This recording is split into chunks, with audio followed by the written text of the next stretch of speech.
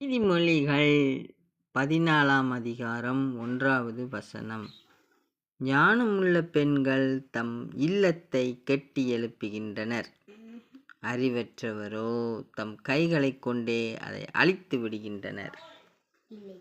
இங்கே கவனிக்கும் பொழுது, ஞானமுள்ள பெண்கள் தம் இல்லத்தை கட்டி எழுப்புகின்றனர்.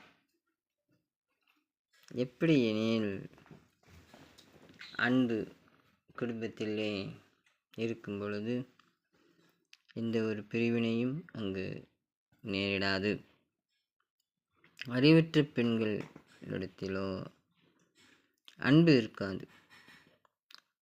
ஆகவே குடும்பத்தில் உள்ளோரை எல்லாம் பிரித்து அங்கே சண்டை சச்சரவுகளை ஏற்படுத்தி கொண்டு இருப்பார்கள். இப்படிப்பட்ட கிரியைகளை தவிர்த்து வாழ்ந்தால் சமாதானமாக குடும்பம் நலமுடன் இருக்கும்.